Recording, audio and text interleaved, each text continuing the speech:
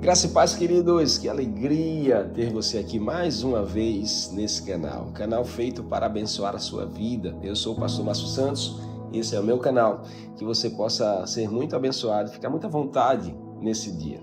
Nós estamos na leitura do livro de Gênesis, enxergando a abundância divina nessas páginas.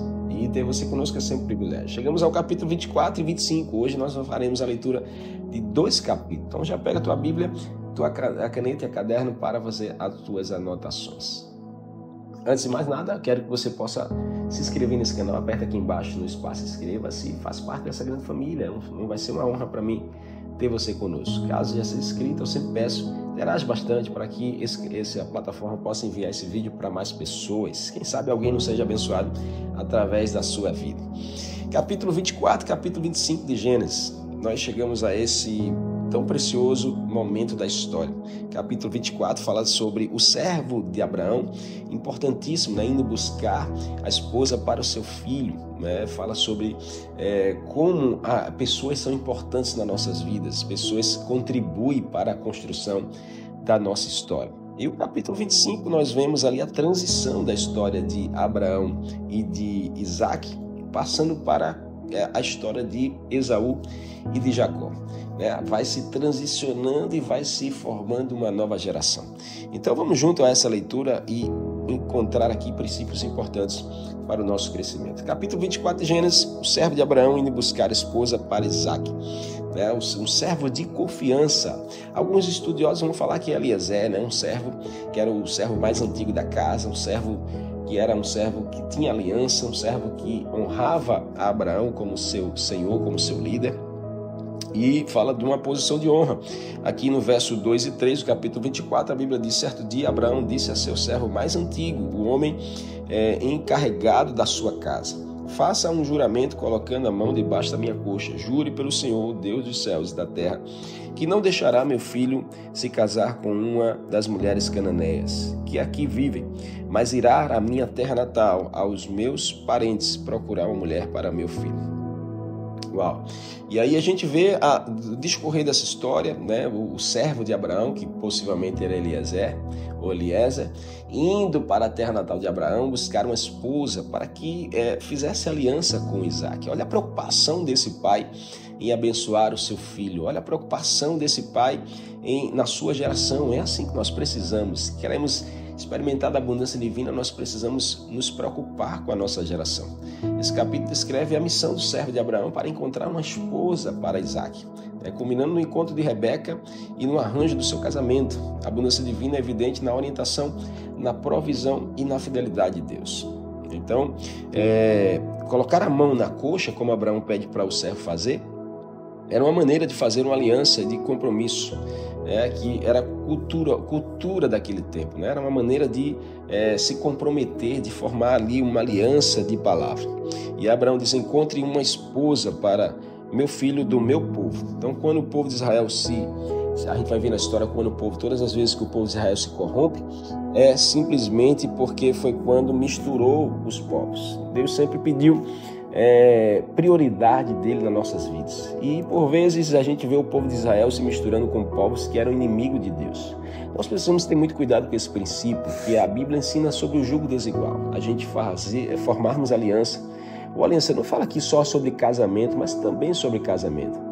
Mas eu falo de aliança também de negócios, aliança de amizade, que nós acabamos formalizando com pessoas que não têm a mesma crença que nós, a mesma fé no Deus que nós cremos.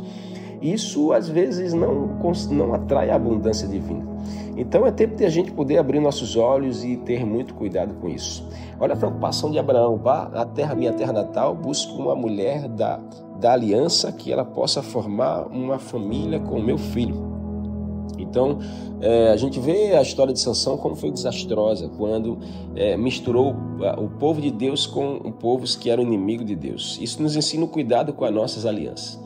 Hoje é o tempo de Deus despertar para você o cuidado com as suas alianças. Quais são as alianças que você tem feito ou você tem mantido?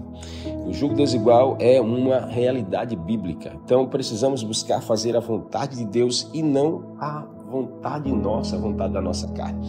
Às vezes a gente quer muito, né, uma pessoa, às vezes a gente quer muito uma amizade, né? Às vezes a gente alimenta só a concupiscência dos nossos olhos, a gente se dá mal com isso, né? Quantas vezes a gente não erra, a gente não tropeça por nossas escolhas equivocadas, a gente não considera o princípio da presença de Deus, da aliança com Deus. Nós vemos o servo de Abraão orando, verso 26 e 27 desse capítulo 24. A Bíblia diz: o homem se prostrou e adorou o Senhor. Louvado seja o Senhor do Deus do meu senhor Abraão, disse ele. O Senhor demonstrou bondade e fidelidade ao meu senhor, pois me conduziu até seus parentes. Esse servo estava ali adorando a Deus, ao Deus de Abraão, né? E trazendo esse entendimento. Nós vemos o servo de Abraão orando, fazendo o que era natural Abraão fazer. Deus tocando e direcionando, né? Deus ali provendo, Deus trazendo a sua abundância, a abundância divina ali sendo algo nítido, sendo algo real na vida daquele homem. Ele reconhecendo isso, é muito importante que a gente reconheça, adorar a Deus é reconhecer a presença de Deus. Então a gente vê o capítulo terminando ali no verso 29 desse capítulo. É um capítulo um pouco longo, um capítulo de 67 versículos, mas a gente vê no verso 29 desse capítulo, a gente vê Labão, verso 29, a Bíblia diz assim: Rebeca tinha um irmão chamado Labão, que foi prontamente à fonte para conhecer o homem. Então Labão, ele vai lá, sabendo que o servo de Abraão estava ali, e o servo de Abraão trouxe presentes, trouxe bens, né? E aí Labão vai lá para conhecer esse homem. Você vê que Labão é apresentado já demonstrando um pouco do seu caráter, que era alguém interesseiro. É tão difícil isso, né? É tão ruim a gente lidar com pessoas assim, que estão interessados naquilo que a gente tem para dar. Quando a gente deixa de dar, né, as pessoas nos descartam. Labão era esse tipo de pessoa e representa esse tipo de pessoa. Labão, ele é movido pelo interesse próprio, pelo interesse pessoal. Tenha cuidado com pessoas assim, que se aproximam de você só interessado no que você tem, de olho naquilo que você já conquistou, no lugar que você ocupa. Se livre do espírito de Labão na sua vida. Então Labão é apresentado na Bíblia como alguém interesseiro. Ele vai não é para conhecer a pessoa, ele vai para ver o que a pessoa tem para dar.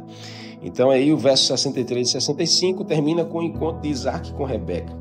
A Bíblia diz no verso 63, a Bíblia diz que ao entardecer, enquanto caminhava pelo campo e meditava, levantou os olhos e viu que camelo se aproximava. Quando Rebeca levantou os olhos e viu Isaac, desceu do camelo no mesmo instante e perguntou ao servo: quem é aquele homem que vem pelo campo ao nosso encontro? Quando ele respondeu: é o meu senhor. Rebeca cobriu o rosto com um véu, e depois o servo contou a Isaac tudo o que lhe havia feito. Então o servo já tinha trazido Rebeca para a casa, né, de Isaac, e ali estava acontecendo o primeiro encontro. Deus estava selando ali algo novo, começando uma nova história. E aí começa-se o capítulo 25, que fala sobre a morte de Abraão. É uma transição, o nascimento de Esaú e Isaac. A transição da história de Abraão e Isaac para Esaú e Jacó. Começa falando dos dois filhos de Abraão com Quetura. Abraão casa novamente, verso ali no comecinho, verso 5, a Bíblia diz que Abraão deu tudo o que possuía a seu filho Isaac antes de morrer, porém deu presentes aos filhos das concubinas e os separou de Isaac, né, enviando para uma terra distante. Então, Abraão vai lá, né, o capítulo, na verdade, começa dizendo que Abraão se casou outra vez com uma mulher chamada Quetura, e ali teve mais outros filhos, né? Então, Abraão, ele teve outros filhos, se casa novamente depois da morte de Sara, e ele abençoa Isaac, deixando tudo que ele possuía para Isaac. Isaac, o filho da promessa, ele fica com tudo de Abraão. Isso não quer dizer que Abraão descartou, desprezou os demais filhos, não, todos foram abençoados. Mas a Bíblia faz menção à importância que ele dá a Isaac. Então Abraão, ele deixa tudo, não quer dizer que os demais ficaram sem nada, né? O relato do final da sua vida aponta para as escolhas, né? E você vê tão importante isso. Verso 7 diz assim: Abraão viveu 175 anos e morreu em boa velhice depois de uma vida longa e feliz. Uau, o relato do final da história fala muito sobre como escolhemos viver a história. O relato do final da sua história falará muito como você escolheu viver a sua história nessa terra. Então, que você e eu possamos despertar para isso. Abraão viveu depois uma vida longa e uma vida feliz. Vida longa e vida feliz é vida com Deus, né? Vida que experimenta da fidelidade, da bondade de Deus, da abundância de Deus. Então Abraão morre aos 175 anos em boa velhice, velho e farto de dias, e é sepultado na caverna de Macpela, onde Sara tinha sido sepultada. Deus abençoa Isaac, que se estabelece ali naquela terra. Então a abundância divina aqui se manifesta na longa vida de Abraão, repleta de bênçãos, e na transferência da aliança para Isaac, dos bens de Abraão sendo transferido para Isaac. A generosidade de Deus é evidente ao cumprir a sua promessa de uma vida plena para Abraão e assegura a continuidade da linhagem escolhida, sustentando Isaac como herdeiro de Abraão. Que poderoso isso, né? Então, que poderoso. E aí os irmãos se juntam, a Bíblia vai dizer que Isaac e o seu irmão Ismael se juntam para sepultar o seu pai. Que poderoso isso, né? O luto do pai une os irmãos novamente.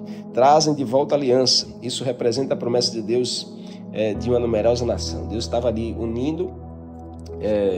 Ismael teve 12 filhos, Isaac também. Então Deus estava ali apontando para numerosas nações que estavam nascendo ali. Essa era a promessa de Deus para Abraão. Você será pai de numerosas nações. Cada filho gerando nações, né? E Deus quer tocar em você com essa mesma unção, que você possa não só gerar filhos, mas gerar promessa, gerar nações, a sua descendência seja abençoada e ela perdure por muito tempo. Que poderoso nós vemos aqui o nascimento de Esaú e Jacó nesse capítulo, finalzinho desse capítulo 25, e a gente vê que Rebeca, inicialmente estéril, vai lá e concebe, após a oração de Isaac, Deus lhe dá gêmeos, Esaú e Jacó, né? Então Deus revela a Rebeca que o mais velho servirá ao mais moço, indicando que Jacó será o herdeiro da aliança. A abundância divina é vista na resposta à oração de Isaac, na superação da esterilidade de Rebeca e na provisão de 2 filhos, garantindo a continuidade da linhagem prometida. Então a revelação divina aqui a Rebeca reflete na generosidade de Deus em compartilhar seus planos e assegurar o futuro da aliança. Deus, Ele quer compartilhar com você os seus planos ao seu respeito e assegurar, acima de tudo, a promessa que Ele tem para você e a sua casa.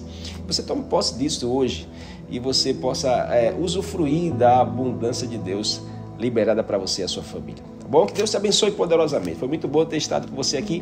Espero você nos próximos episódios. Até lá.